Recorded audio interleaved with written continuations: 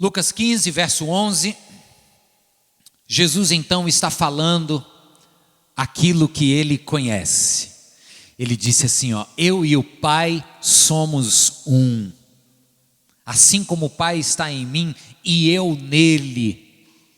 O meu Pai trabalha até agora. Jesus sabe o que é o Pai. Quem é o Pai?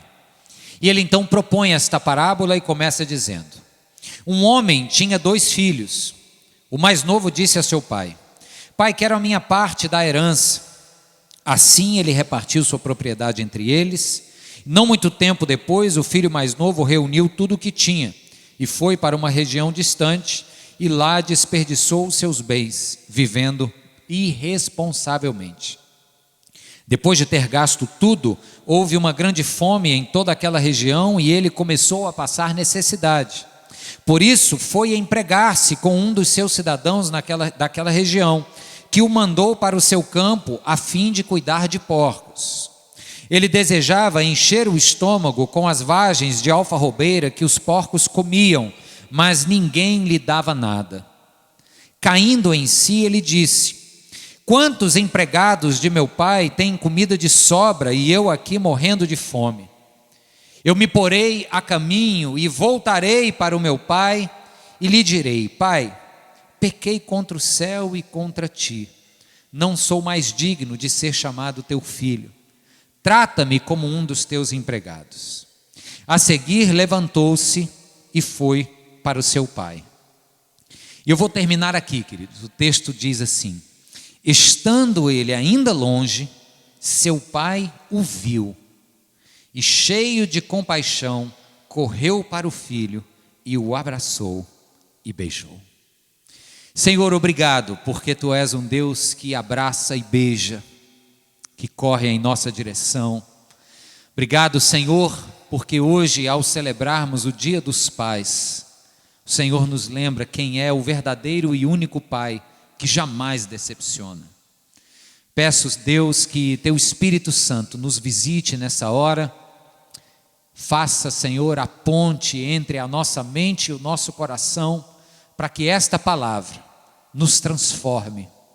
Seja, ó Deus, poderosa para uma vida nova, em nome de Jesus. Amém. Esse é um texto que certamente você já leu muito, conhece muito. Acho que de todas as parábolas que Jesus contou, e para quem ainda não tem muito traquejo na Bíblia, ou para quem não ouviu muito sobre essa história, eu preciso te lembrar que isto é uma parábola. A expressão grega para parábola é algo que é jogado ao lado, em paralelo da realidade, ou seja, é uma história que serve para ilustrar, e propor verdades a respeito de uma realidade. Então Jesus propõe aqui no capítulo 5 3 parábolas falando sobre o reino de Deus, o amor de Deus, a insistência amorosa de Deus para com seus filhos. Então esse caso aqui é uma história, é uma ficção. Entretanto, irmãos, é uma ficção tão verdadeira, composta de elementos que revelam a natureza do ser humano de maneira tão precisa, que poderia muito bem ser uma história verídica. Um pai que tinha 2 filhos, um dos filhos, o mais novo, decidiu querer saber o que é que tinha do lado de fora da porteira da fazenda do pai. Resolve, fruto da sua jovialidade, irresponsabilidade, resolve sair de casa, pegar o dinheiro que lhe era por direito da herança e gastar tudo. Cenas aqui da vida real de muitas famílias.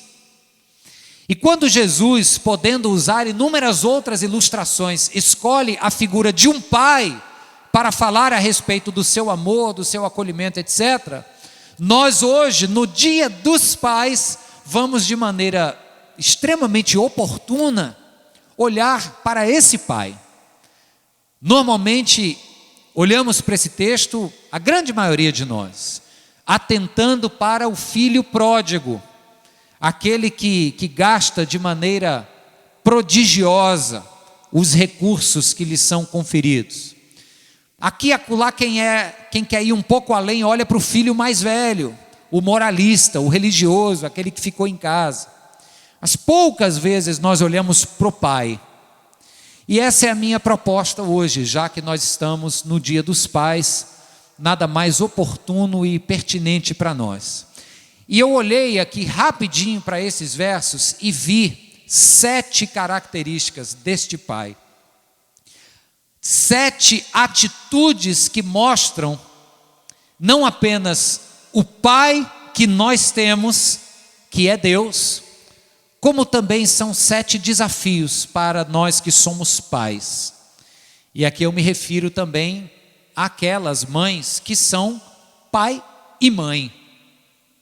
Nós hoje em dia temos configurações de famílias, né, que já não são mais tão tradicionais, pelo divórcio, pela história de escolhas, né, talvez mal feitas, né, ou pelas curvas que a vida faz. Muitas mães aqui hoje são mães e pais. E este é um desafio para nós que cuidamos de filhos. Ah, pastor, mas eu ainda não tenho filhos. Eu ainda nem casei. Mas você é um filho. E você vai casar um dia. E quem sabe vai ter filhos. Uma vez eu disse isso numa palestra para adolescentes. Aí um deles levantou a mão e disse assim, ó, eu não vou não. Que isso, rapaz? Se acalme, o dia, o ano, né, a vida vai continuar. E é uma bênção. E nesse Dia dos Pais, queridos, esse pai aqui me inspira, me cativa, me desafia. Olha o que diz logo no início, no verso 12. Quando Jesus diz que o filho mais novo disse a seu pai. Primeira característica já está aqui. O filho mais novo disse a seu pai. Aqui já tem algo importante, sabe o que é? Este era um pai que estava aberto ao diálogo. Naquela cultura, naquela organização social, patriarcal, o pai não tinha necessidade, não tinha responsabilidade, não tinha a obrigação de estar dando muito lugar para menino. O filho, sendo ele ainda por cima o mais novo, não teria tanta liberdade de chegar ao pai a hora que quisesse para conversar. Talvez o mais velho sim, porque pelo direito de primogenitura, você sabe, ele não só tinha mais cartaz com o pai, como também financeiramente ele era mais bem resolvido, porque na partilha, rezava a tradição aqui, que o pai dividia seus bens, eram 2 filhos, dividia os bens em 3. O primogênito ganhava 2/3, o mais novo ganhava apenas 1/3. Só abrir um parênteses aqui para você entender. É por isso que o irmão mais velho fica muito bravo quando o filho mais novo volta. Porque o filho mais novo gastou o 1/3 dele todinho, e agora o dinheiro que sobrou, os 2/3 da herança, estava na mão de quem? Do mais velho. Sabe quem ia ter que bancar o irmão de volta em casa? O irmão mais velho.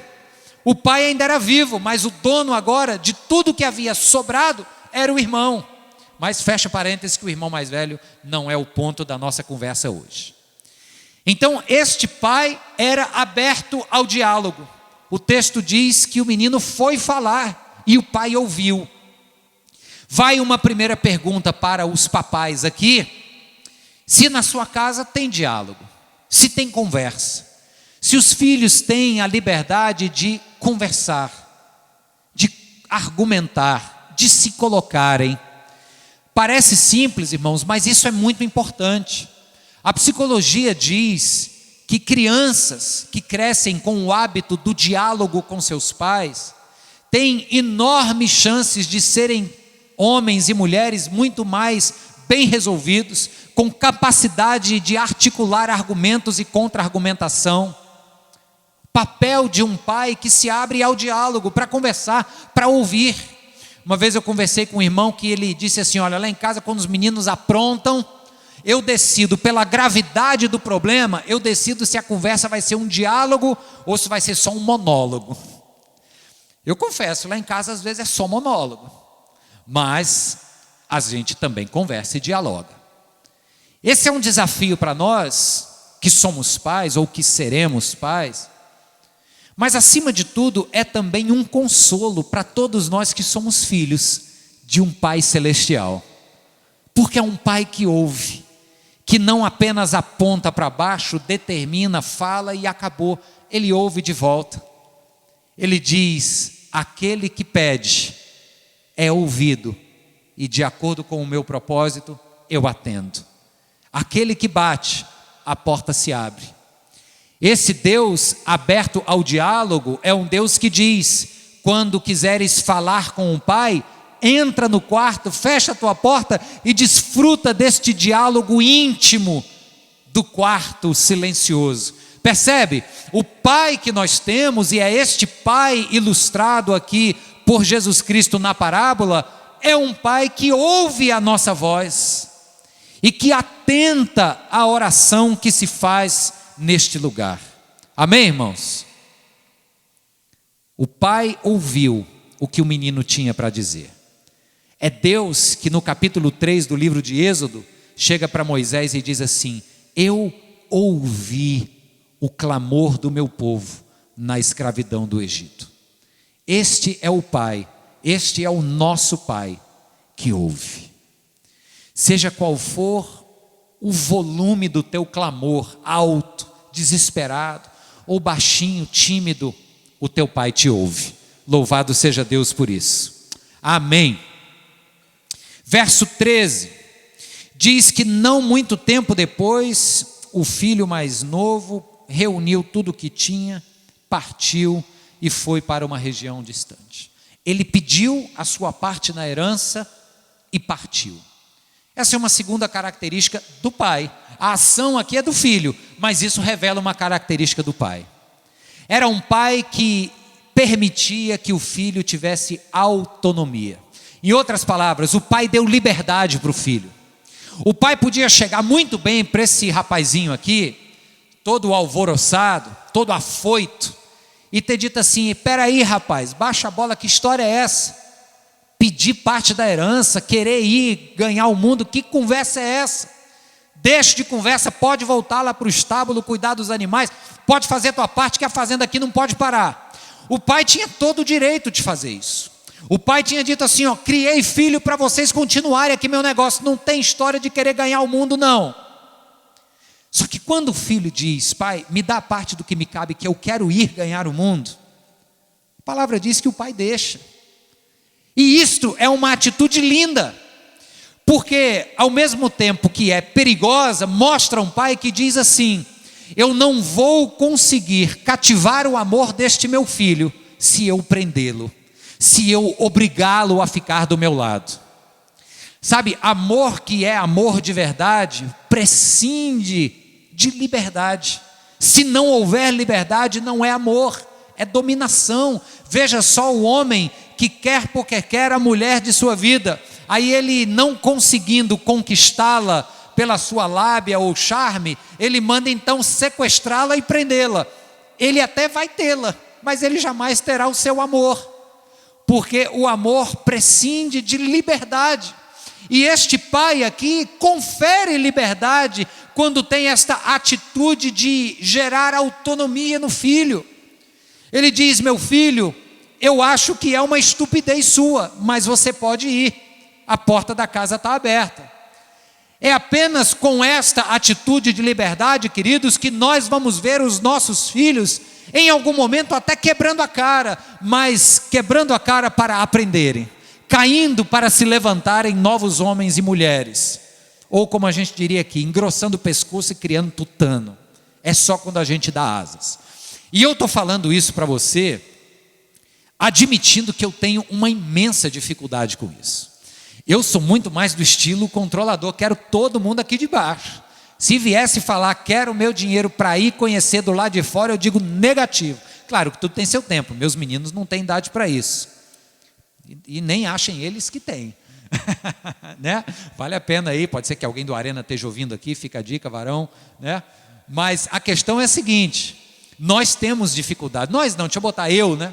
Talvez você tenha menos do que eu, mas no geral os pais querem proteger, querem manter, querem poupar dos erros, das dificuldades. Isso é legítimo de pai e de mãe.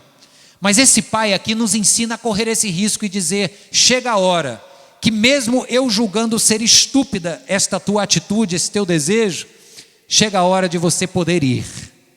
E é apenas quando se vai que se conhece a vida como ela é, e que se erra, e errando, e terminando na lama da pocilga dos porcos, pode-se pensar então quão bom era a casa do pai. E é isso que acontece com esse filho, não é verdade? A terceira característica é essa, está lá no verso 17. Eu dei um pulo grande agora porque os versos seguintes falam, da forma como o jovem viveu, torrou tudo. Algumas traduções dizem que ele viveu dissolutamente. É como se a gente pudesse entender assim, ele dissolveu, de maneira irresponsável os bens que tinha. E aí, pulando tudo isso, no verso 17, ele cai em si. Aqui vai ser revelada uma terceira característica desse pai. O jovem cai em si e diz assim, quantos empregados de meu pai têm comida de sobra e eu aqui morrendo de fome? Me porei ao caminho e voltarei. Aqui tem uma impressão sobre este pai imensamente preciosa. Os trabalhadores daquela época eram como que diaristas, ganhavam por dia. O diarista ganhava aquilo suficiente para ele comer e passar naquele dia. E o jovem aqui diz assim, quantos empregados de meu pai têm comida de quê? De sobra. O pai não era apenas justo no que pagava, ele era generoso, porque sobrava. E então, imbuído deste sentimento, saudoso da generosidade do pai, o filho diz assim, vou me colocar no caminho e vou voltar para o meu pai. Sabe qual é a terceira característica desse pai?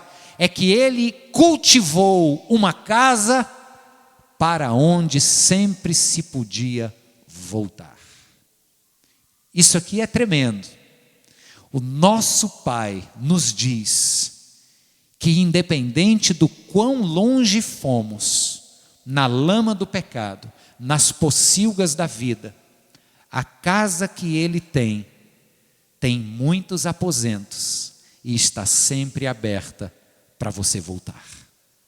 Que lindo isso, queridos. Um pai que consegue cultivar este ambiente, onde o filho, por mais destruído pelas escolhas que fez, esteja, pode chegar ao momento de dizer, eu sei que tem um lugar para onde eu volto e onde eu estou seguro e guardado. A sua casa é assim? Papai que está aqui hoje. O Estênio Márcios compôs 2 músicas. A primeira que eu quero falar é quando ele comemorou o aniversário de 15 anos da sua filha e ele compôs uma música para ela. O Estênio é um poeta cristão, canta canções belíssimas, já esteve aqui conosco várias vezes.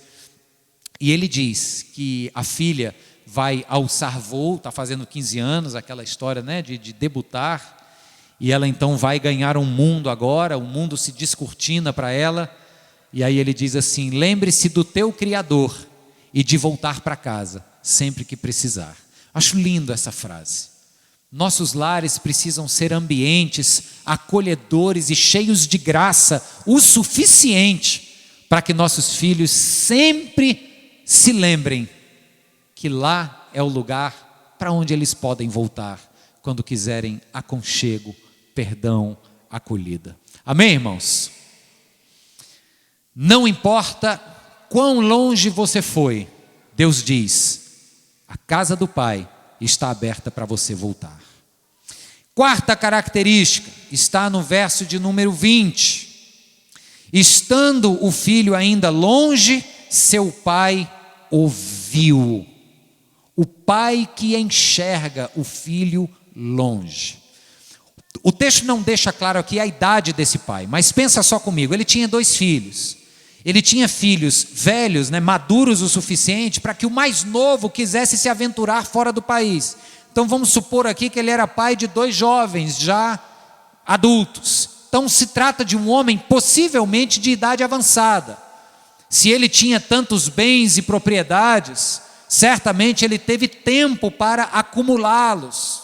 Então nós estamos falando de um homem que pela idade Poderia ter, como é comum de qualquer idade, problemas de vista, né? Na época não tinha um óculos desse, então talvez ele tivesse uma visão difícil.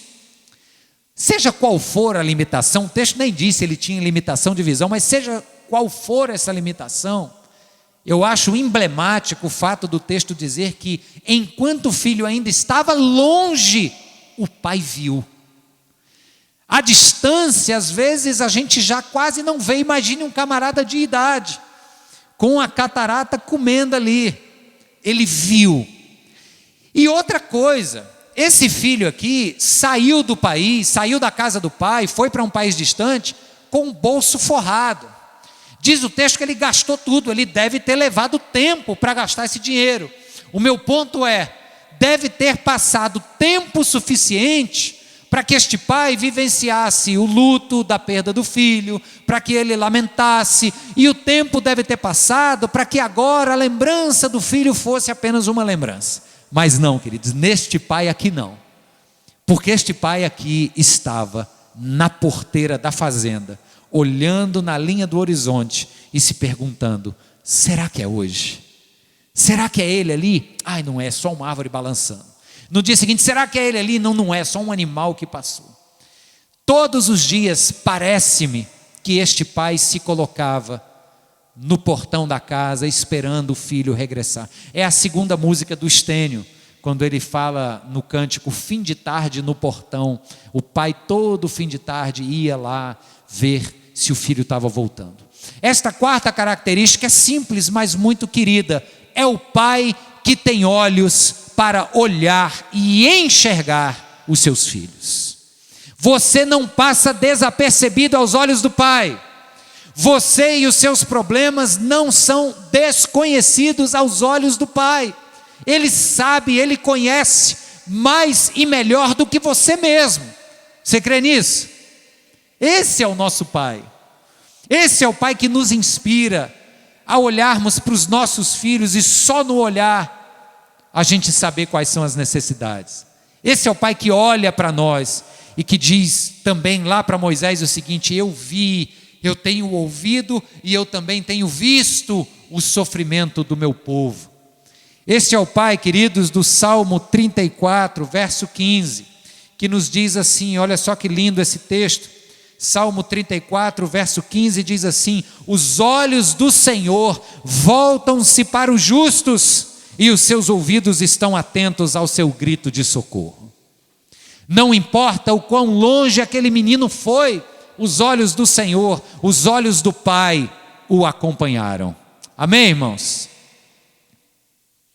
Quinta característica, agora da quinta à sétima é mais rápido, porque elas estão todas dentro da mesma frase. Ainda neste verso 20, diz o texto que, cheio de compaixão, correu para o seu filho, o abraçou e o beijou. Cheio de compaixão. Isso me fala de uma forma especial, porque assim, na posição de pai, se eu estivesse ali, bem colocado, esperando o filho voltar, ó, o pezinho já estava balançando aqui, como quem diz assim, ó, deixa esse moleque voltar, deixa ele chegar aqui, torrou o dinheiro, eu disse que ele ia quebrar a cara, vamos aqui que quando ele chegar a gente conversa. Esse é o pedestal do orgulho. Mas esse pai não é orgulhoso, ao contrário, ele é compassivo. Compaixão é quando você se coloca no sofrimento comum ao outro. É quando a dor do outro se torna a sua dor. É quando a miséria e a mendicância daquele filho regresso tocou o coração do pai e ele se condoeu ao lado do filho. O pai tem compaixão de nós. Esse é o nosso Deus, queridos, a quem Jesus Cristo chama de Pai.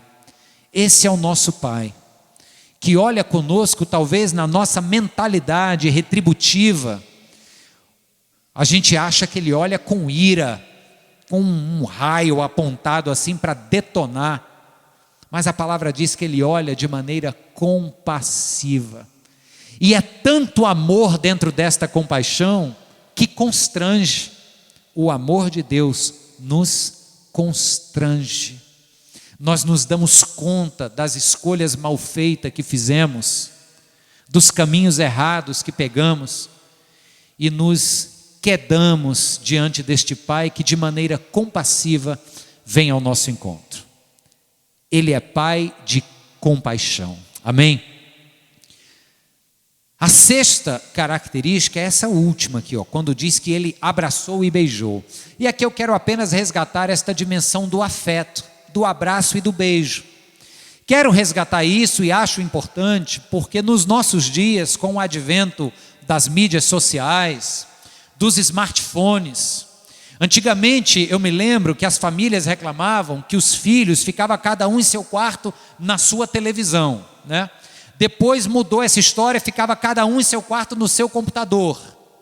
Hoje em dia, eu escuto ainda às vezes que é cada um no seu quarto, no seu tablet ou smartphone. Agora, o pior é o que a gente vê hoje em dia mesmo, é que está todo mundo no mesmo ambiente, mas cada um no seu próprio mundo digital na palma da mão.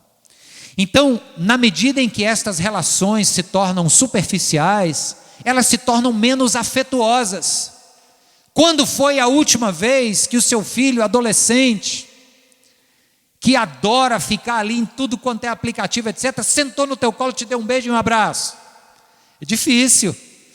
Essa dimensão do afeto é importantíssima ser resgatada, porque cada vez mais a nossa sociedade tem se tornado menos afetuosa, mais objetiva, mais rápida nas suas relações. Tudo hoje está na base do clique, você faz e desfaz uma amizade na base do clique, as relações foram substituídas pelas conexões, e o beijo e o abraço, cadê? Este pai abraçou e beijou um filho que deu errado, que pegou o caminho errado da vida. O afeto está presente na relação de um pai amoroso que quer se parecer com o Pai de nosso Senhor Jesus Cristo. Beijo e abraço. Eu costumo dizer lá em casa que para mim essa parte é fácil. Eu sou extremamente pegajoso, adoro pegar, beijar e abraçar. É bem verdade que raramente eu sou retribuído, mas eu insisto. Aí a Cíntia diz, eu consigo passar sem. Né? Ela gosta, claro, do beijo, do abraço, mas ela disse, o meu temperamento é diferente. Consigo passar sem. Aí os meninos vão e beijam e abraçam mais ela do que eu. Já pensou? Freud explica, né? Mas muita gente diz assim, não, é porque meu pai não era assim, e eu me criei um pai que também não gosta de beijar e abraçar. É porque eu recebi, foi muita chibata do meu pai, foi muita peia, e por causa disso eu me tornei uma pessoa mais durona, não gosto de beijar e abraçar, não tenho muito isso com os meninos, ele também não se importa. Ok, eu entendo que cada família tem sua história e sua dinâmica, mas em nome de Jesus, o afeto não pode faltar. Se não vai ficar o dia todo beijando e abraçando, ok, cada um, mas o afeto não pode faltar. Um abraço e um beijo constroem a personalidade de uma criança. Um abraço e um beijo afirmam a identidade de um filho. Amém, queridos? Esse é exemplo do nosso Pai. E para terminar, eu deixei de propósito esse meio aqui, que é quando ele corre na direção do filho. Ele vai ao encontro. A gente já falou outras vezes que essa carreira que o pai deu era contra os costumes da época, onde um patriarca, não se prestava ao ridículo, de sair correndo na frente dos empregados. Esse pai rompe com esta convenção social da época. Mas o mais lindo para mim aqui, irmãos, é que o pai tomou a iniciativa e correu primeiro. Muito importante isso para você compreender este pai. Ele correu primeiro. Pode ser que alguém diga assim, não pastor, na verdade foi o filho que lá na pocilga disse, puxa, vou voltar para a casa do meu pai. Foi o filho que tomou a iniciativa. Não foi, irmãos, não foi. Sabe aquele texto do Salmo que diz que os olhos do pai estão em todo lugar? Lá na pocilga o pai estava. Sabe aquele outro texto do Evangelho de João que diz que é o Espírito de Deus que convence o homem do seu pecado, da justiça e do juízo?